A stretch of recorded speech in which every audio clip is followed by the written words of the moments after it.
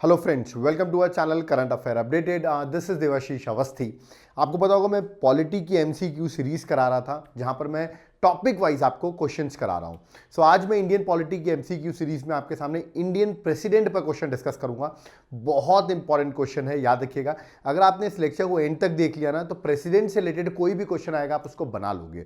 यहां पर इजी से लेके डिफिकल्ट तक सारे क्वेश्चंस मैंने सॉल्व करवाए हुए हैं। तो चलिए स्टार्ट करते हैं, देखते हैं इंडियन प्रेसिडेंट से रिलेटेड क्वेश्चन किस तरह एग्जाम में आते हैं। That is Indian polity MCQ series में। ओके, पहला क्वेश्चन थोड़ा इजी क्वेश्चन मैं आपको देता हूं। दैट इज राष्ट्रपति भवन जो है उसको डिजाइन किसने किया है। ओके, पहले बता दूं राष्ट्रपति भवन को इंग्लिश में प्रेसिडेंट हाउस कहते हैं। आपको पता होगा एट प्रेजेंट हमारी द्रौपदी मुर्मू जो है वो देश की प्रेसिडेंट है, तो राष्ट्रपति भवन को हम प्रेसिडेंट हाउस कहते हैं। ओके, और 1947 से पहले इस president house that is Rashtrapati Bhavan को हम वॉइसरॉय हाउस भी कहते थे, मतलब वॉइसरॉय पहले वहां पर रहता था। ओके, अब इसको बनाया किसने? ऑप्शंस आपके सामने 4 दिए हुए हैं, करेक्ट आंसर चूज करना है। हिंट दे रहा हूं, ब्रिटेन का वो पर्सन था, ब्रिटिश पर्सन था। और करेक्ट आंसर में डिस्कस करूंगा, मैं सारे ऑप्शंस नहीं बोलूंगा, इसमें आपको बाकी ऑप्शंस ना याद हो जाए, करेक्ट आंसर याद रखिए। तो करेक्ट आंसर है एडविन लुटेंस, याद रखिएगा। सो एडविन लुटेंस है जो ब्रिटिश से आते हैं, ब्रिटेन से आते हैं, रिमेंबर। और उन्होंने ही ऑफिशियल राष्ट्रपति भवन को बनाया था। 1947 से पहले इसको हम वॉइसरॉय हाउस भी कहते थे। ठीक है, आगे बढ़ते हैं। तो पहले क्वेश्चन का answer that is option number C. Okay, चलिए ये तो इजी क्वेश्चन था, थोड़ा और आगे बढ़ते हैं। सेकंड क्वेश्चन थोड़ा सा बड़ा सा क्वेश्चन दिख रहा है, पूरी स्क्रीन भरी हुई है क्वेश्चन से, बट मेरा मानना सबसे इजी क्वेश्चन है। ऐसे क्वेश्चन जब आते हैं ना तो मैं तो ऐसे क्वेश्चंस को बहुत इजी मानता हूं। क्यों, बताता हूं आपको। इसमें पूछा गया है कि विच of the following is a discretionary power of president. Discretionary मतलब होता है प्रेसिडेंट अपनी मनमर्जी से वो काम कर सकता है। He don't have to ask the council of minister, उनकी रिकमेंडेशन लेने की जरूरत नहीं है। डिस्क्रिशनरी पावर कौन सा है? तो देखो इसमें बहुत सारे ऑप्शन है, करीबन आप देख सकते हैं 8 पॉइंट्स दिए गए, 8 पॉइंट्स दिए गए हैं। तो अगर मुझे ये पता चल जाए इनमें से कौन सा डिस्क्रिशनरी नहीं है तो शायद मैं ऑप्शन एलिमिनेट कर सकूं। बिल्कुल, ऐसे क्वेश्चन को ऐसे ही सॉल्व किया जाएगा। जैसे अगर मैं पहला पॉइंट पढ़ता हूं, पहला पॉइंट नहीं, चलो मैं पढ़ता हूं for example question point 4। Okay, point 4 पढ़ते हैं कि to appoint the members of council of minister. तो क्या वो खुद से ही अपॉइंट कर देता है काउंसिल ऑफ मिनिस्टर? नहीं, ये उसका डिस्क्रिशनरी पावर नहीं है। रिमेंबर, तो खुद से ऐसे नहीं जिसको बनाएगा उसको अपॉइंट कर देगा, तो इसका डिस्क्रिशनरी पावर नहीं है। तो फोर्थ तो ऑप्शन नहीं हो सकता। अब फोर्थ नहीं हो सकता तो मतलब ए नहीं हो सकता। 4 देखिए और कहां पर है, 4 बस एक में ही है, तो मतलब ए नहीं हो सकता। ठीक है, पहला ऑप्शन पढ़ता हूं, to appoint prime minister to the leader of majority party. नहीं, याद रखिए ये उसका डिस्क्रिशनरी नहीं है कि जो भी मेजॉरिटी पार्टी आती है उसके प्राइम मिनिस्टर को वो मन से डिस्क्रिशनरी हो किसको अपॉइंट करेगा, ऐसा कुछ भी नहीं है। तो ये भी उसका डिस्क्रिशनरी पावर नहीं है। ठीक है, क्यों खुद से नहीं करता है काम। ठीक है, to appoint prime minister to the leader of majority party, तो 1 भी नहीं है। तो 1 नहीं है तो देखिए ये भी नहीं हुआ। अब बचा बी और डी। ओके, आगे बढ़ते हैं। नेक्स्ट अगर मैं पॉइंट पढ़ता हूं that is let us suppose मैं पढ़ता हूं ऑप्शन नंबर 5, फिफ्थ पढ़ता हूं, to assent the bill referred by governor. Okay, तो assent the bill referred by governor, नहीं, ये भी उसका डिस्क्रिशनरी पावर नहीं है। तो 5 पॉइंट अगर मैं कट कर देता हूं तो ये भी कट हो गया। तो correct answer option number D आ गया।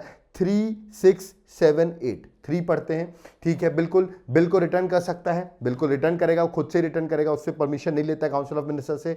6 पॉइंट पढ़े, to retain a bill, yes, bill को रोक सकता है, वो रिटेन कर सकता है। Okay, 7 point, to ask prime minister for such information related to any advice, yes, prime minister से पूछ सकता है वो, उसके लिए काउंसिल ऑफ मिनिस्टर से ना पूछेगा। और लास्ट है 8 पॉइंट, टू से council of minister for reconsideration of any advice, yes, reconsideration करने को भी वो कह सकता है, खुद से, डिस्क्रिशनरी है उसका। तो correct answer option number D है। तो देखिए इनमें से ऑप्शन चूज करने पड़ते हैं आपको कि बेस्ट ऑप्शन क्या होगा, आप एलिमिनेट करिए और आंसर निकालिए। तो correct answer that is option number D. Description अगर आप चाहते हैं तो यहां पर मैंने मेंशन कर दिया है, आप पढ़ सकते हो आराम से। ठीक है, अगर आप कहेंगे सर ये आपने सॉल्व कैसे किया, ये कहां पर लिखा हुआ है, तो देखो यार मेरी पॉलिटी की एमसीक्यू पॉलिटी की बुकलेट आ चुकी है, वहां पर सारी चीजें आपको ये चीजें मिल जाएंगी। आप चाहो तो ऑर्डर कर सकते हो, कॉन्टैक्ट नंबर नीचे मेंशन कर रखा है। ठीक है, चलिए नेक्स्ट क्वेश्चन में आते हैं, क्वेश्चन नंबर 3 में। डायरेक्ट क्वेश्चन है, क्वेश्चन देखते हैं कि which is the legislative power of president according to the constitution. Constitution के अकॉर्डिंग कौन सा लेजिस्लेटिव पावर है प्रेसिडेंट का। अब देखिए इसमें बहुत सारी चीजें लिखी हुई हैं, अब इसमें से आपको बेस्ट ऑप्शन चूज करना है, क्योंकि ABCD इनमें से एक ही आंसर है। ठीक है, अगर आप मेरे नोट्स पढ़ोगे तो मैंने बताया हुआ है कि सबसे इंपॉर्टेंट लेजिस्लेटिव पावर जो कॉन्स्टिट्यूशन के अकॉर्डिंग मेंशन है प्रेसिडेंट को, वो है क्या, that is to issue ordinance. Ordinance Hindi में कहते हैं अध्यादेश, ऑर्डिनेंस इशू किया जाता है under article 123 of the constitution, president issue करता है। अब ऑर्डिनेंस पे भी बहुत कुछ डिटेल है, बट अभी मैं नहीं बताऊं क्योंकि आगे भी क्वेश्चन ऑर्डिनेंस से रिलेटेड है। करेक्ट आंसर है टू प्रमलगेट ऑर्डिनेंस। जब पार्लियामेंट रिसेस में रहती है, मतलब सेशन में नहीं रहती है, उस टाइम पर प्रेसिडेंट ऑर्डिनेंस इशू करता है। ओके, तो correct answer option number D होगा। इनमें से बेस्ट ऑप्शन मैंने चूज किया, that is option number D. Okay, आप कह सकते हैं सर पार्लियामेंट के सेशंस को सम्मान करना ये भी तो एक लेजिस्लेटिव पावर है क्योंकि पार्लियामेंट को बुला रहा है, बट इसमें देखो एक ही ऑप्शन चूज करना आपको, और बेस्ट जो होगा, जो कॉन्स्टिट्यूशन के according the most important legislative power of president है, that is to promulgate ordinance under article 123 of the constitution. वो यहां पर मेंशन भी है, तो correct answer option number D हो गया। चलिए नेक्स्ट क्वेश्चन में आते हैं, question number 4th। Who has the constitutional power to declare geographical area as a schedule area? किसी भी एरिया को शेड्यूल एरिया, मैं बता दूं शेड्यूल 5 अगर आप पढ़ोगे, शेड्यूल 5 जैसे 12 शेड्यूल्स हैं कॉन्स्टिट्यूशन में, शेड्यूल 5 है, वहां पर शेड्यूल एरिया डिक्लेयर किया जाता है। किसके पास ये पावर है कि वो शेड्यूल एरिया डिक्लेयर कर सकता है? ठीक है, ऑप्शंस आपके सामने हैं, बट आई थिंक आप लोग करेक्ट आंसर मार्क कर सकते हो। कैसे? क्योंकि प्रेसिडेंट का टॉपिक है तो कहोगे सर प्रेसिडेंट ही है, बिल्कुल सही है। करेक्ट आंसर ऑप्शन में D, that is president of India. Draupadi Murmu at present Indian president है। ओके, तो correct answer that is option number D. Okay, next आते हैं क्वेश्चन नंबर 5th में। Which of the following statement is not correct? गलत दिया गया है। तो मैं आपको बता रहा हूं ना क्वेश्चन किस तरह फ्रेम किए जाते हैं, ये जानना बहुत जरूरी है। ठीक है, कौन सा स्टेटमेंट इनमें से गलत है? चलिए देखते हैं। प्रेसिडेंट कैंडिडेट बनने के लिए मिनिमम एज 35 ईयर्स, करेक्ट है। Vice president chairman of Rajya Sabha होता है, सही है। फर्स्ट प्रेसिडेंट डॉक्टर राजेंद्र प्रसाद, ये भी सही है। थर्ड स्टेटमेंट है wrong. Vice president is appointed by president of India, ऐसा कुछ भी नहीं है। वाइस प्रेसिडेंट का इलेक्शन होता है, ठीक है, उसको प्रेसिडेंट अपॉइंट नहीं करता है। तो ऑप्शन नंबर सी जो है वो रॉन्ग दिया हुआ है। ठीक है, तो इस तरह आपको पहचानना पड़ता है कि करेक्ट आंसर क्या है। ठीक है, तो आर्टिकल 66 में लिखा भी है वाइस प्रेसिडेंट का इलेक्शन होता है। अब प्रोसेस दिया हुआ है यहाँ डिटेल में, बाकी आप चाहें तो पढ़ सकते हैं, बाकी मैं आगे भी डिस्कस करूंगा। ओके, चलिए नेक्स्ट क्वेश्चन में आते हैं। क्वेश्चन नंबर 6, ये बड़ा इंटरेस्टिंग क्वेश्चन है कि कौन ऐसे चीफ जस्टिस ऑफ इंडिया रहे हैं जो देश के प्रेसिडेंट बने भी हैं, मतलब देश के प्रेसिडेंट बने हैं। अब कैसे बनते हैं मैं भी नहीं बताऊंगा क्योंकि आगे मैंने क्वेश्चन पूछा हुआ है, बट यहाँ पे पूछा गया इनमें से कौन से ऐसे चीफ जस्टिस हैं जो प्रेसिडेंट भी रह चुके हैं, देश के प्रेसिडेंट ऑफ इंडिया रह चुके हैं। ऑप्शंस आपके सामने दिए गए हैं, आपको करेक्ट आंसर चूज करना है।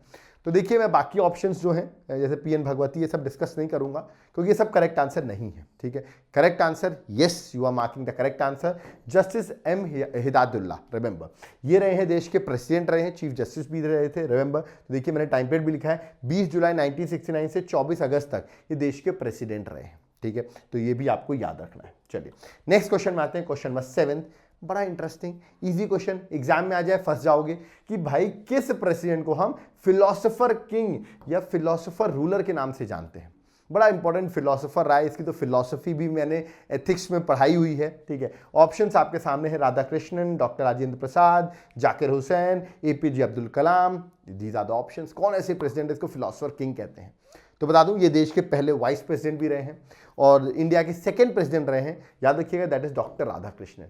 ठीक है, टीचर्स डे इनके नाम पे सेलिब्रेट करते हैं हम। ओके, तो याद रखिए इनको फिलोसोफर किंग कहा जाता है। इनकी फिलोसफी तो मैंने अपने एथिक्स के लेक्चर में पढ़ाई हुई है। तो करेक्ट आंसर ऑप्शन नंबर ए। बड़ा स्टैटिक क्वेश्चन है, ऐसे स्टैटिक क्वेश्चन आ जाते हैं और फिर आप कंफ्यूज हो जाते हो करेक्ट आंसर क्या मार्क करें। ओके, चलिए नेक्स्ट बढ़ते हैं, नेक्स्ट क्वेश्चन में आते हैं। क्वेश्चन नंबर 8, इनमें से बोला गया है which of the following Indian president also served as speaker of Lok Sabha. मतलब ऐसा प्रेसिडेंट, देश का प्रेसिडेंट तो बना बट वो स्पीकर भी रह चुका है लोकसभा का। अब ये बड़ा इंटरेस्टिंग क्वेश्चन है। अब आपको बताऊं चाहिए ऐसा कौन सा प्रेसिडेंट है जो स्पीकर रह चुका है। Now it becomes a confusing question. Okay, 4 options आपके सामने हैं, you have to mark the correct answer. कुछ लोग सोचोगे जाकिर हुसैन और फरुखुद्दीन अलीमत तो नहीं होंगे, मे बी अगर आपने पढ़ा होगा। इन दोनों में आप कंफ्यूज हो रहे होगे कौन हो सकता है। तो मैं बता दूं करेक्ट आंसर ऑप्शन में डी है, नीलम संजीवा रेड्डी। याद रखना आपको, ये स्पीकर भी रहे हैं लोकसभा के और फिर ये प्रेसिडेंट भी बने। टाइम पीरियड मेंशन है कब वो स्पीकर रहे हैं, दैट इज नॉट इंपॉर्टेंट कि आपको टाइम पीरियड देखना है कब स्पीकर रहे, बट याद रखिएगा वो स्पीकर रहे हैं और देश के प्रेसिडेंट भी बने। This is very important question. चलिए क्वेश्चन नंबर 9 में आते हैं। विच of the following becoming the president of India did not hold the office of vice president. मतलब देश का प्रेसिडेंट तो बना बट वाइस प्रेसिडेंट नहीं रहे। ऐसे बहुत सारे लोग हैं, आपको पता होगा, वाइस प्रेसिडेंट थे फिर प्रेसिडेंट बन जाते थे। ओके, बट ऐसा कौन है इसमें इन 4 ऑप्शंस में से जो वाइस प्रेसिडेंट नहीं रहा है, डायरेक्ट प्रेसिडेंट बना है। ठीक है, वाइस प्रेसिडेंट नहीं रहा है। डॉक्टर राधा कृष्णन ये तो वाइस प्रेसिडेंट रहे हैं, देश के पहले वाइस प्रेसिडेंट थे और प्रेसिडेंट भी बने, तो ये तो नहीं हो सकते। जाकिर हुसैन ये भी प्रेसिडेंट रहे फिर वाइस प्रेसिडेंट बने, ये भी नहीं हो सकते। वेंकटरमन ये भी पहले वाइस प्रेसिडेंट थे फिर प्रेसिडेंट हुए, तो ये तीनों ही गलत है answer. Correct answer Neelam Sanjiva Reddy ये वाइस प्रेसिडेंट नहीं रहे हैं, रिमेंबर। तो इसीलिए कहता है ऐसे लिस्ट जो है ना प्रेसिडेंट और वाइस प्रेसिडेंट की, इनका कब कब टेन्योर रहा है, ये आपको याद होनी चाहिए, ठीक है। मैंने अपने लेक्चर्स में, पॉलिटी के लेक्चर्स, मेरे एप्लीकेशन में पूरी डिटेल्स मैंने चीजें कराई हुई हैं, ओके। तो यहाँ पर correct answer that is option number C, okay. Next question में आते हैं। क्वेश्चन नंबर 10th, मैंने कहा था ना आपको यहाँ पर टर्म पता होना चाहिए। कुछ प्रेसिडेंट लिखे हैं जैसे फरूकुद्दीन है, संजीवा रेड्डी है, जाकिर हुसैन है, वीवी गिरी है। आपको कभी कभी क्रोनोलॉजी भी पूछ लेते हैं कि भाई सबसे पहले कौन बना प्रेसिडेंट, उसके बाद कौन है, अरेंज करो इसको, इस तरह के भी क्वेश्चन आते हैं। तो उसके लिए आपको टर्म पता होने चाहिए, कौन किस टाइम पर, अप्रॉक्सीमेटली टर्म पता होना चाहिए, तो आप मार्क कर सकते हो, ठीक है। तो चलिए मैं आपको बताता हूं सबसे इंपॉर्टेंट फारूकुद्दीन अली अहमद की बात करूं तो यार देखिए फारूकुद्दीन जो थे वो जब देश में इमरजेंसी लगी थी वो उस टाइम पे प्रेसिडेंट थे। ऐसे ट्रिक याद कर सकते हैं। तो इसमें करेक्ट आंसर ए का तो 2 मैच होगा क्योंकि 1974 से 1977, यस, क्योंकि 1975 में ही इमरजेंसी लगी थी। तो ए का 2 लगा देता हूं मैं। चलिए तो मेरे 2 ऑप्शन कट हो गए, ये देखो ऐसे ये ट्रिक होती है सॉल्व करने की, ठीक है। और बी का 3 है, कोई दिक्कत ही नहीं है, दैट इज संजीवा रेड्डी जो लोकसभा के स्पीकर भी रहे हैं 1977 से 1982, ओके। अब आपके पास बचा है डॉक्टर जाकिर हुसैन, ठीक है, जो रहे हैं 1967 से 1969। तो सी का 4 लीजिए आंसर ही आ गया और डी का 1 हो गया, ठीक है। वीवी गिरी 1969 से 1974। तो correct answer option number C है। ये वे है किस तरह आप जो आता जाए आप मार्क करते हो और आपका आंसर करेक्ट आता रहेगा। देख सकते हैं यहाँ पर मैंने एक्सप्लेनेशन भी दिया हुआ है, आप पढ़ भी सकते हो। तो correct answer option number C है। चलिए क्वेश्चन नंबर 11th में आते हैं। क्वेश्चन नंबर 11th क्या है, इनमें से कौन है जो कि president of India unanimously elect हुआ, मतलब किसी ने अपोज नहीं किया उसको, ठीक है, प्रेसिडेंट बन गया। ऐसा कौन है, अपोजिशन ही नहीं था उसके लिए, कोई अपोजिशन में ही नहीं खड़ा हुआ, सीधे प्रेसिडेंट बन गया। राधा कृष्णन है, वीवी गिरी, संजीवा रेड्डी है, गिलानी Zail Singh, okay. These are the 4 options. अब ये बड़ा इंपॉर्टेंट है, ठीक है। जब इंदिरा गांधी की डेथ हुई थी ना तब याद रखिए गिलानी जेल सिंह जो थे वो देश के प्रेसिडेंट थे, ऐसे ही बता रहा हूं मैं आपको। इसमें करेक्ट आंसर है वही संजीवा रेड्डी। तो याद रखिएगा स्पीकर भी रहे हैं और वाइस प्रेसिडेंट भी रहे हैं और प्रेसिडेंट बने हैं, और याद है कि यूनानिमसली भी इलेक्ट हुए हैं, कोई अपोजिशन नहीं था जब ये प्रेसिडेंट का इलेक्शन लड़ रहे थे। तो ये आपको याद रखेंगे, टाइम पीरियड भी याद रखिए 1977 से 1982, ओके। चलिए नेक्स्ट क्वेश्चन में आते हैं। क्वेश्चन नंबर 12th, ये बड़ा इंपॉर्टेंट है। आपको पता होगा पार्लियामेंट में प्रेसिडेंट अपना एड्रेस देता है, अपनी स्पीच देता है एक तरीके से। वो स्पीच उसको कौन प्रिपेयर करके देता है, this is very important. Who prepare the speech of president जो पार्लियामेंट में देता है। प्रेसिडेंट खुद बनाता है उस स्पीच को, ओके। स्पीकर दे देता है उसको स्पीच, ओके। राज्यसभा के जो चेयरमैन होते हैं, जो वाइस प्रेसिडेंट होता है देश का, वो देता है, या सेंट्रल कैबिनेट जो कैबिनेट है वो देती है। These are the 4 options. अब ये क्वेश्चन तो बहुत लोग कंफ्यूज होंगे कौन देता होगा उसको, और now it is tricky, but option देख के पहचानना आसान है। देखो प्रेसिडेंट खुद तो बनाता नहीं है, कोई काम खुद से तो जनरली नहीं करता है, ठीक है। स्पीकर क्यों ही देगा, चेयरमैन ऑफ राज्यसभा क्यों ही देगा। तो इसका जो बेस्ट ऑप्शन आप अगर नहीं भी आता होगा ना तो आप गेस कर सकते हो, दैट इज कैबिनेट, रिमेंबर। तो कैबिनेट याद रखना आपको, union cabinet, executive power vest जो होता है वो यूनियन कैबिनेट पे होता है, ठीक है। तो यूनियन कैबिनेट ही उसको देती है, मतलब ऑफकोर्स देती है कि प्रेसिडेंट को क्या एड्रेस करना है पार्लियामेंट में, ओके। और प्रेसिडेंशियल एड्रेस मैंने पढ़ाया हुआ है अपने लेक्चर्स में, वहां पर जाकर आप देख भी सकते हो। चलिए क्वेश्चन नंबर 13th, बड़ा important, pardoning power of president. सीधा अगर पार्डनिंग पावर ऑफ प्रेसिडेंट बोलूं ना तो आर्टिकल नंबर 72 तो सीधे याद आ जाना चाहिए, मैंने पढ़ाया हुआ 72, रिमेंबर, ठीक है। पार्डनिंग पावर ऑफ प्रेसिडेंट, उसमें मैंने पार्डनिंग के टाइप्स भी बताए हुए हैं, ठीक है। अब इसे बोला कौन सा कंसिस्ट नहीं करता है वो टाइप्स में, pardon, commutation, remission, respite, reprieve, detention, continuation, ठीक है। These are the 7 options. आपको बताना कौन सा एग्जिस्ट नहीं करता है। देखो 1 2 3 4 5 पांचों एग्जिस्ट करते हैं, ये दोनों एग्जिस्ट नहीं करते हैं। आपने यहाँ पढ़े होंगे, इजी क्वेश्चन था। तो 6 और 7 तो करेक्ट आंसर डी है, जो कि एग्जिस्ट नहीं करते हैं। तो आर्टिकल नंबर 72 के अंदर पार्डनिंग पावर ऑफ प्रेसिडेंट है। चलो कमेंट बॉक्स में मुझे बताओ pardoning power of governor, pardoning power of governor किस आर्टिकल में मेंशन है, ये आप मुझे कमेंट बॉक्स में मेंशन करिए, ओके। चलिए नेक्स्ट क्वेश्चन में आते हैं। Power of president to grant pardon, ये जो पार्डन कर रहा है ना, 5 टाइप्स के मैंने पार्डन बताया, ये एक्चुअली कौन सा पावर है प्रेसिडेंट का। क्या ये उसका लेजिस्लेटिव पावर है, मतलब लॉ मेकिंग पावर है, जुडिशियल पावर है, एग्जीक्यूटिव पावर है, या नन ऑफ द अबव। अभी जब नन ऑफ द अबव आ जाता है ना तो लोग कंफ्यूज हो जाते हैं, अगर नहीं पता होगा तो ऑप्शन नंबर डी होगा इसका आंसर, बट डी नहीं है। चलो मैं आपको बता देता हूं, अब इनमें से आपको बताना है। पार्डन करना, रिमेंबर जब सजा दे दी जाती है, ठीक है, उसका पार्डनिंग कर रहे हो आप, तो ये उसका क्या हुआ, जुडिशियल पावर है, ठीक है। तो सुप्रीम कोर्ट आपको सजा दे दी, अब आप पार्डनिंग करना चाहते हैं, ठीक है, तो ऑफ कोर्स जुडिशियल पावर है ये प्रेसिडेंट का। तो correct answer option number B. Again a very easy question, but कभी कभी मेरा मानना है जब क्वेश्चन आता है ना ऑप्शन देख के आप कंफ्यूज हो जाते हो, इसलिए मैं प्रैक्टिस करा रहा हूं। क्वेश्चन नंबर 15 में आते हैं, ठीक है। क्वेश्चन ये है कि according to the constitution which among the following is literally not the power of president of India, इनमें से ये पावर प्रेसिडेंट का नहीं है, ये पूछा मैंने, ठीक है। ऑर्डिनेंस इशू करना, अरे बिल्कुल पावर है 123 के अंदर। सुप्रीम कोर्ट से कंसल्ट करना, ओके, ये भी है under article 143 of the constitution, ठीक है। नेक्स्ट, पार्डन करना, बिल्कुल आर्टिकल 72 के अंदर पार्डन करता है, ठीक है। To send messages to the house of parliament, नहीं ऐसा कुछ नहीं है, हाउस ऑफ पार्लियामेंट में कोई मैसेज ऐसे नहीं भेजता है, रिमेंबर, तो ये जो है उसका पावर नहीं है, तो सी इज द रॉन्ग ऑप्शन। तो सी यहां पर जो है करेक्ट आंसर हो जाता है, that is option number C is the correct answer, remember, ठीक है। आगे बढ़ते हैं, नेक्स्ट क्वेश्चन में आते हैं। Question number 16, The Constitution authorizes President to make provision for discharge of duties of governor in extraordinary circumstances. Extraordinary circumstances, contingency situation, emergency situation में president जो है वो बोल सकता है, बता सकता है, आर्टिकल में लिखा हुआ है कि गवर्नर को बता सकता है कि क्या करना है आपको एक्स्ट्राऑर्डिनरी सिचुएशंस में, तो किस आर्टिकल में मेंशन है। Now this is a very tricky question, okay, क्योंकि मेरे लेक्चर्स में भी आपको क्वेश्चन नहीं मिलेगा, क्योंकि कभी कभी हम एमसीक्यू सीरीज से भी कुछ ऐसे टॉपिक्स लाते हैं जो आपको हम बताना चाहते हैं और यहाँ के थ्रू बता देते हैं। ऑप्शन आर्टिकल 160, 162, 165 या आर्टिकल नंबर 310। जिन्होंने भी अभी तक ये पॉइंट नहीं पढ़ा था और कंफ्यूज हो गए, इसको अब नोट डाउन कर लीजिए, करेक्ट आंसर ऑप्शन नंबर ए है, that is article number 160।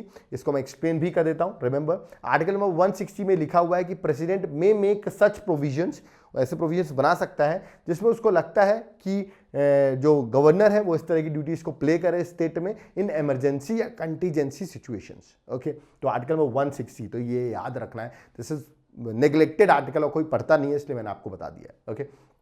Next देखो, एक ऑर्डिनेंस इशू किया प्रेसिडेंट ने अंडर आर्टिकल 123, ठीक है, और उस टाइम पर याद रखिएगा अब पार्लियामेंट का सेशन स्टार्ट हो गया। जब पार्लियामेंट का सेशन नहीं होता तभी ऑर्डिनेंस इशू होता है, अब सेशन स्टार्ट हो गया पार्लियामेंट का, तो कितने टाइम में उस ऑर्डिनेंस को पास करना पड़ेगा जिससे कि वो लॉ बन सके, ओके, कितना टाइम रहेगा मैक्सिमम उसको लॉ बनाने के लिए। ऑप्शन है 1 month, 6 week, 8 weeks, 6 month. Question समझ गया ना। सेशन स्टार्ट होने के बाद कितने टाइम तक वो ऑर्डिनेंस रहेगा, आपको पास कराना तो पास करा दो तो लॉ बन जाएगा, वरना वो ऑर्डिनेंस लैप्स भी हो जाएगा। अब कुछ लोग जो जल्दबाजी में आंसर लगाते हैं, मेरा मानना है, और आप लोग भी यहाँ लगा रहे होंगे, कुछ लोग वो लगा रहे होंगे सर 6 मंथ, ऑर्डिनेंस देखते ही 6 मंथ आंसर लगा रहे होंगे, बिल्कुल रॉन्ग है यार, 6 month is not the answer. जब सेशन स्टार्ट होता है तब से 6 वीक इज द टाइम, इतने टाइम पर आपको याद रखना है, से ऑर्डिनेंस को पास कराना है, तो correct answer option number B है। जल्दबाजी में ऑप्शन नंबर डी मत लगाइए, मैं फिर से बता रहा हूं आपको, ठीक है। और आपको मुझे कमेंट बॉक्स में बताना है एक ऑर्डिनेंस मैक्सिमम टाइम कितना हो सकता है, एक ऑर्डिनेंस को बिना लॉ बने वो ऑर्डिनेंस बना रहे, ठीक है, मतलब दोबारा भी ऑर्डिनेंस पास नहीं हो रहा है, एक बार ऑर्डिनेंस बना है तो मैक्सिमम टाइम तक बिना पास हुए पार्लियामेंट से कब तक रह सकता है, ये आप मुझे कमेंट बॉक्स में मेंशन करिए, देखते हैं कितने लोग सही आंसर देते हैं इसका, ठीक है। तो यहां पर याद रखिएगा 6 week is the correct answer, okay. Next 18th question में आते हैं। किस आर्टिकल में इंडियन कॉन्स्टिट्यूशन में president of India enjoys the power to withhold his assent to any bill pass by both the house of parliament. जब bill pass किया जाता है, ठीक है, तो प्रेसिडेंट के पास आता है, प्रेसिडेंट उसको साइन कर सकता है, ठीक है, साइन नहीं करेगा तो विथहोल्ड कर देगा, मतलब वीटो यूज कर लेगा। तो किसके अंदर वो विथहोल्ड मतलब वीटो यूज कर सकता है, क्वेश्चन ये पूछा गया है। आर्टिकल नंबर 63 के अंदर, बिल्कुल गलत, देखो ये तो बता ही सकते हो जिन्होंने मेरी क्लासेस अटेंड की होगी। आर्टिकल 108, अरे ये तो joint sitting of the houses है, ये भी गलत। आर्टिकल 109, ये भी गलत। Yes, option number D, article number 111, article 111 के अंदर प्रेसिडेंट एसेंट भी दे सकता है आपको, और एसेंट नहीं देना है तो वीटो भी यूज कर सकता है, ठीक है। तो ये भी पूछ लिया जाता है कभी कभी कि वीटो किस आर्टिकल के अंदर इशू करता है, तो आर्टिकल नंबर 111 आपको याद रखना है, ठीक है। नेक्स्ट, इनमें से कौन से ऐसे प्रेसिडेंट है जिन्होंने पॉकेट वीटो का इस्तेमाल किया था। 3 टाइप के वीटो होते हैं, आपने पढ़ा होगा, absolute veto, suspensive veto, pocket veto, जो मैंने पढ़ाए हुए हैं प्रेसिडेंट के पावर्स में, ओके। अब पूछा कि इनमें से कौन सा पॉकेट वीटो, किस प्रेसिडेंट ने पॉकेट वीटो को यूज किया था, ओके। आज तक बता दूं पॉकेट वीटो सिर्फ एक टाइम यूज हुआ है, और पॉकेट वीटो यूज करने का मतलब कि प्रेसिडेंट ने जब बिल भेजा आपके पास, प्रेसिडेंट उसमें कोई कुछ भी नहीं कर रहा है, ना ही सेइंग साइन कर रहा है, ना ही वो कोई रिजेक्ट कर रहा है, ना ही वो रिकंसिडरेशन के लिए कर रहा है, वो पेंडिंग है तो पेंडिंग है, ठीक है, तो कुछ एक्शन नहीं लेना एक तरीके से। इन एक्शन को हम कहते हैं पॉकेट वीटो। किसने सबसे पहले पॉकेट वीटो आज तक एक बार ही यूज हुआ है? करेक्ट आंसर है that is option number C, गिलानी जेल सिंह। रिमेंबर, जब देश के प्राइम मिनिस्टर जो थे राजीव गांधी थे, उस टाइम पे गिलानी जेल सिंह ने, याद रखना आपको, Indian post office amendment bill में 1986 में इस पॉकेट वीटो का यूज किया था। ठीक है, तो याद रखिए correct answer that is option number C. Okay, चलिए next, joint sitting of Lok Sabha and Rajya Sabha जो आर्टिकल 108 के अंदर होती है, उसको सम्मन कौन करता है, बुलाता कौन है? ठीक है, अब जल्दबाजी में आंसर मत मार्क कर देना, बुलाता कौन है पूछा है मैंने। Chairman of Rajya Sabha, speaker of Lok Sabha, prime minister, president. अब जो लोग जल्दबाजी में होंगे ना, अरे सर ये तो याद है ज्वाइंट सिटिंग को बुलाता कौन है, वो स्पीकर ऑफ लोकसभा। अरे भाई वो प्रिसाइड करता है, ठीक है, वो बैठता है, स्पीकर ऑफ लोकसभा प्रिसाइड करता है, ठीक है, बट सम्मन इसको प्रेसिडेंट ही करता है। तो correct answer option number D है, प्रेसिडेंट ज्वाइंट सिटिंग बुलाता है। और उसको याद रखिएगा, उसको हेल्ड कौन करता है, उसको स्टार्ट कौन करता है? स्पीकर ऑफ लोकसभा है, जो टॉप पे बैठते हैं और इस मीटिंग को देखते हैं। रिमेंबर, स्पीकर ऑफ लोकसभा नहीं है तो deputy speaker of Lok Sabha, deputy speaker of Lok Sabha भी नहीं है तो deputy chairman of Rajya Sabha. Chairman of Rajya Sabha never presides the joint sitting. Remember, chairman of Rajya Sabha कभी भी ज्वाइंट सिटिंग को प्रिसाइड नहीं करते हैं। This is also very important question. Okay, तो यहां पर correct answer that is option number D, that is president. Okay, चलिए नेक्स्ट क्वेश्चन में आते हैं, question number 21। Which of the following amendments of Indian constitution empower the president to send back the matter, मतलब कोई matter आया, कोई bill आया, कोई मैटर आया, उसको रिकंसिडरेशन के लिए काउंसिल ऑफ मिनिस्टर के बाद प्रेसिडेंट वापस भेज सकते हैं। ठीक है, तो कौन से अमेंडमेंट के थ्रू ये किया गया था? This is again very important. ये अमेंडमेंट मैं आपको बता दूं 1978 में पास हुआ था, हिंट दे रहा हूं। ठीक है, और करेक्ट आंसर है that is option number D, 44th amendment act 1978, जहां पर प्रेसिडेंट अपने जो भी काउंसिल ऑफ मिनिस्टर उसको बोल रहे हैं वो एक बार रिकंसिडरेशन के लिए उसको भेज सकता है। तो याद रखिए that is option number D is the correct answer. Okay, next, president of India exercise his power. ये बड़ा इंपॉर्टेंट क्वेश्चन जो कि इजी है बट ऑप्शंस इसके डिफिकल्ट हैं। कैसे? कि भाई कैबिनेट के थ्रू अपने पावर्स को एक्सरसाइज करता है, प्राइम मिनिस्टर के थ्रू एक्सरसाइज करता है, मिनिस्टर्स के थ्रू एक्सरसाइज करता है, या डायरेक्टली करता है, या तो जो ऑफिसर सबऑर्डिनेट है उसके थ्रू करता है। These are the 4 options. अब जनरली लोग इस क्वेश्चन को देख के ऐसा करेक्ट आंसर लगाते हैं सब मिनिस्टर्स वगैरह के थ्रू करता होगा, नहीं। कॉन्स्टिट्यूशन में अगर आप पढ़ोगे आर्टिकल नंबर 53 में, वहां पर क्लियरली मेंशन है प्रेसिडेंट अपने पावर्स को एक्सरसाइज करेगा, that is option number A, either directly or through the officers subordinate to him. ठीक है, दैट इज आर्टिकल नंबर 53 में ये चीज क्लियरली मेंशन है। ओके, चलिए डिटेल्स यहां पर मेंशन आप पढ़ सकते हो। Okay, next question number 23। कौन सा article constitution executive power of union जो है वो प्रेसिडेंट को देता है, कि प्रेसिडेंट के पास है executive power of the union? किस आर्टिकल में मेंशन है? बड़ा इंपॉर्टेंट आर्टिकल है। 51 तो है नहीं, 52 भी नहीं है। 52 तो बोलता है there shall be president of India. Okay, 53, yes, article number 53 में ये चीज मेंशन है। ओके, कमेंट बॉक्स में आप मुझे बताइए आर्टिकल नंबर 54 जो है वो किससे डील करता है? चलिए कमेंट बॉक्स में मुझे चाहिए article number 54 deals with, this is again a very important question, article 54 deals with. Okay, तो करेक्ट आंसर यहाँ पर ऑप्शन नंबर सी है। चलिए नेक्स्ट क्वेश्चन में आते हैं। If in India the office of president and vice president falls vacant, दोनों ही ऑफिस हो जाते हैं खाली, वेकेंट। ओके, तो उस टाइम पर प्रेसिडेंट टेम्पररी कौन बनेगा? प्रेसिडेंट भी नहीं है, वाइस प्रेसिडेंट भी नहीं है, तो कौन बनेगा? ऑप्शन है पीएम है, arm forces, none of these. Correct answer easy है, देश के chief justice of India, that is option number B, chief justice of supreme court या chief justice of India. Comment box में बताइए at present who is your chief justice of India, कौन है अभी presently chief justice of India, या आप मुझे comment box में मेंशन करिए। तो correct answer that is option number B. Okay, next question number 25 में आते हैं। सोचो कितने क्वेश्चन है? 30 क्वेश्चन है टोटल, 5 क्वेश्चन और है, एंड तक चले जाओ। ठीक है, for how long can a vice president, कितने टाइम तक वाइस प्रेसिडेंट प्रेसिडेंट बन के रह सकता है? ठीक है, क्योंकि प्रेसिडेंट की डेथ हो गई है या रिजाइन कर दिया, रिमूव कर दिया, या जो भी कंडीशंस है, प्रेसिडेंट नहीं है, तो वाइस प्रेसिडेंट कितने टाइम के लिए प्रेसिडेंट बन सकता है? मैक्सिमम टाइम क्या हो सकता है? 5 साल के लिए, 1.5 साल के लिए, 1 ईयर के लिए, 6 मंथ के लिए? करेक्ट आंसर मार्क करना है। अब कुछ लोग जल्दबाजी में 5 ईयर सोच रहे होंगे, नहीं यार 5 ईयर तो नहीं है, इतना भी पॉलिटी वीक नहीं होनी चाहिए, 1 ईयर भी नहीं है। Correct answer option number D, that is 6 months. Maximum vice president can become a president for 6 month. ठीक है, तब तक आपको इलेक्शन कराना ही पड़ेगा नए प्रेसिडेंट का। ठीक है, वाइस प्रेसिडेंट ही नहीं बना रहेगा पूरे टाइम पे। Okay, next, at least how many days prior notice देने की जरूरत है अगर आप प्रेसिडेंट को इम्पीच कर रहे हैं? प्रेसिडेंट को इम्पीच आप आर्टिकल नंबर 61 के अंदर करते हैं। ठीक है, कितने दिन का प्रायर नोटिस आपको देने की जरूरत है? ऑप्शन है 7 दिन, 14 दिन, 21 दिन, 30 दिन। अब जो लोग फर्स्ट टाइमर होंगे या फर्स्ट टाइम इस वीडियो को देख रहे होंगे, जल्दबाजी में 30 दिन लगा रहे होंगे, गेस वर्क, तो 30 डेज होगा। जो पढ़ते नहीं है पॉलिटी को, इतना डिटेल में नहीं पढ़ा हुआ है, इसका करेक्ट आंसर ऑप्शन में बी है। 14 डेज का आपको प्रायर नोटिस देना पड़ेगा अगर if you want to remove president. फिर पूरा इंपीचमेंट का एक पूरा प्रोसेस है जो मैंने पूरा पॉलिटी की क्लासेस में पढ़ा रखा है, यहाँ पर भी थोड़ा बहुत मैंने दे रखा है, बट मेरे एप्लीकेशन को डाउनलोड करोगे तो वहाँ पर आपको पॉलिटी के लेक्चर्स मिलेंगे, वहाँ मैंने पूरा डिटेल में डिस्क्रिप्शन दे रखा है। ठीक है, चलिए नेक्स्ट क्वेश्चन में आते हैं। प्रेसिडेंट अपना रेजिग्नेशन किसको देता है? President gives his resignation to whom? This is very easy question, I think इस पर ज्यादा डिबेट करने की जरूरत नहीं है। प्रेसिडेंट वाइस प्रेसिडेंट को देता है, और वाइस प्रेसिडेंट किसको देता है? प्रेसिडेंट को। दोनों ही भाई भाई हैं, देखो एक दूसरे को ही रेजिग्नेशन दे रहे हैं, तो correct answer that is option number B. Okay, चलिए नेक्स्ट क्वेश्चन में है, क्वेश्चन नंबर 28। अगर कोई डिस्प्यूट हो जाता है प्रेसिडेंट के इलेक्शन पे, ठीक है ना, तो कौन उसको देखेगा उस डिस्प्यूट को? आपको बता देता हूं, आर्टिकल नंबर 71 के अंदर अगर प्रेसिडेंट और वाइस प्रेसिडेंट के इलेक्शन पे कोई भी डिस्प्यूट होता है तो it is referred to Supreme Court of India. Remember, तो करेक्ट आंसर क्या है? Option number C, Supreme Court of India under article 71। Even vice president का भी कोई डिस्प्यूट होता है तो सुप्रीम कोर्ट ऑफ इंडिया पे डायरेक्टली जाएगा आर्टिकल नंबर 71 के अकॉर्डिंग। ओके, नेक्स्ट क्वेश्चन में आते हैं, question number 29। Which article of Indian constitution prescribe eligibility for re election? री इलेक्शन पहले बता दूं, अगर प्रेसिडेंट की पोस्ट का री इलेक्शन होना है, an number of time president re elect हो सकता है, कोई मैक्सिमम एज तो होती भी नहीं है, मिनिमम एज 35 ईयर्स होती है। किस में एलिजिबिलिटी कंडीशन है री इलेक्शंस की? ऑप्शन आर्टिकल 52 में, नहीं यार 52 तो देश शैल बी प्रेसिडेंट ऑफ इंडिया है, 54 में, 55 में, 57 में। दीज आर द 3 ऑप्शन जो रिमेनिंग है जिसमें आप कंफ्यूज हो सकते हो। करेक्ट आंसर ऑप्शन में D, that is article number 57 talks about what? That is the eligibility of re-elections of president, or president can be re-elected for n number of times. ये भी आपको याद रखना है। लास्ट क्वेश्चन जाते आते easy है बट स्टिल ट्रिकी है। ठीक है, क्वेश्चन है, अ मेंबर ऑफ पार्लियामेंट और स्टेट लेजिस्लेचर, ठीक है, या तो पार्लियामेंट का मेंबर है या तो स्टेट लेजिस्लेचर का मेंबर है, अगर वो प्रेसिडेंट इलेक्ट हो जाता है तो क्या करना पड़ेगा?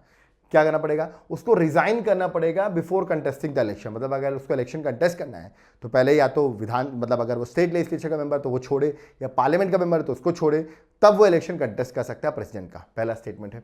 दूसरा है कि जब वो प्रेसिडेंट बन जाएगा, बनने के विद इन 6 मंथ, याद है बन गया प्रेसिडेंट, उसके विद इन 6 मंथ वो उसको पार्लियामेंट या स्टेट लेजिस्लेचर की सीट छोड़नी पड़ेगी। ओके, अगला लिखा हुआ, उसको जहां वो प्रेसिडेंट इलेक्ट हुआ उसी टाइम पर उसको अपनी सीट को छोड़ना पड़ेगा। दैट इज ऑप्शन नंबर सी।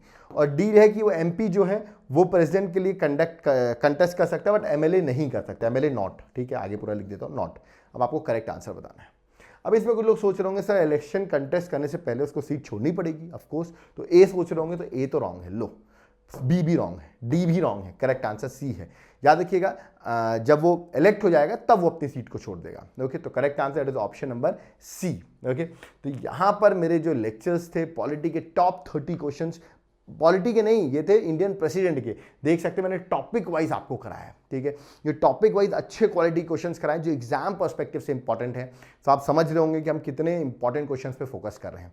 अगर आपको लेक्चर पसंद आया है और आप हमारे चैनल पे जुड़े हुए हैं और कुछ कंट्रीब्यूट करना चाहते हैं, ये एक वॉलंटरली कंट्रीब्यूशन है जस्ट चैनल की ग्रोथ के लिए, चैनल बड़ा हो, हम और लेक्चर्स लाएं और चीज़ें लाएं, तो आप चाहें तो फ़ोन पे, गूगल पे, पेटीएम, अगर आपके पास क्षमता है, केपेबल है, तो 1 रुपये से लेकर आप कितना भी कंट्रीब्यूट कर सकते हैं। Only it's a voluntarily contribution. Okay, scan code भी यहाँ पर मेंशन है। ओके, अब आप सोचोगे सर ये लेक्चर्स क्वेश्चन तो ठीक है, अच्छे बताए आपने, बट अब ये यहाँ से क्वेश्चंस पढ़ें कहाँ से? तो ये पॉलिटी की एमसीक्यू सीरीज की पूरी बुकलेट है, आप इसको सॉल्व कर लो। बुकलेट मतलब ये पूरे थ्योरेटिकल है, इसको पढ़ लो, सारे क्वेश्चन बन जाएंगे। ठीक है, या तो आप ये ऑर्डर कर सकते हो। अब ऑर्डर कैसे करें? नंबर मेरा मेंशन है, तुरंत कॉन्टैक्ट करो। आप कहोगे सर बुक से कैसे पढ़ेंगे, हमें समझना भी है, तो उसके लिए आप लेक्चर्स बताइए पॉलिटी के, तो उसके लिए मेरा एप्लीकेशन डाउनलोड करो। ठीक है, देवाशीष क्लासेस, एप्लीकेशन का नाम है Devashish classes, link description box में है, वहां से आगे सारे कोर्सेज अवेलेबल है, हर सब्जेक्ट के सारे सब्जेक्ट पढ़ाता हूँ, इसी लेवल पे मजा आ जाएगा आपको सब्जेक्ट्स देख के। ओके, तो आप चाहो तो वहां पर जाकर आप क्लासेस देख सकते हो। अगर आप कोई कोर्सेज की प्रिपरेशन करो, यूपीएससी से लेके अदर स्टेट सर्विसेज, ठीक है, चाहे उड़ीसा हो, वेस्ट बंगाल हो, Jammu and Kashmir, UP, Madhya Pradesh, south के एग्जाम्स हो आपके, ठीक है, आंध्र प्रदेश का हो, कर्नाटका का हो, आपको डाउट है कि सर कैसे स्टार्ट करें, तो एप्लीकेशन डाउनलोड करो, वहाँ पर मैं सारे कोर्सेज हैं जहाँ पर मैं आपको क्लासेस के साथ नोट्स प्रोवाइड करता हूँ। इसके बाद एग्जाम क्रैक करना आपके लिए बहुत आसान होगा। और MCQ सीरीज़ का लेवल भी आप देख रहे होंगे, ईजी से डिफिकल्ट क्वेश्चन हम रखते हैं जो आपके एग्जाम के लिए बड़े इंपॉर्टेंट है। ओके, अगर वीडियो पसंद आए वीडियो को लाइक जरूर करो, चैनल को सब्सक्राइब करके रखो। इसमें आपको ऐसी MCQ सीरीज, आपको मैं स्टैटिक जीके, करंट अफेयर्स, ये चीज़ें मिलती रहें क्योंकि ये हर एग्जाम के लिए इंपॉर्टेंट है। ओके, वीडियो पसंद आए वीडियो को लाइक जरूर करिए, प्लीज़ लाइक करें, मैं आपको बार बार रिक्वेस्ट कर रहा हूँ। और प्लीज़ अपने व्हाट्सएप स्टेटस वगैरह में स्टोरी बनाएं जिससे कि मैक्सिमम से मैक्सिमम ये वीडियो रीच बढ़ पाए। अगर आप किसी ग्रुप से जुड़े हुए हैं तो इस ग्रुप पे भी इस वीडियो को ज़रूर डालें, ये हमारी साइड से इसमें हमें एक एडवांटेज मिलता है। व्यूज़ बढ़ेंगे ऑफकोर्स तो हम और अच्छे अच्छे इनिशिएटिव्स लाते रहेंगे। Thank you.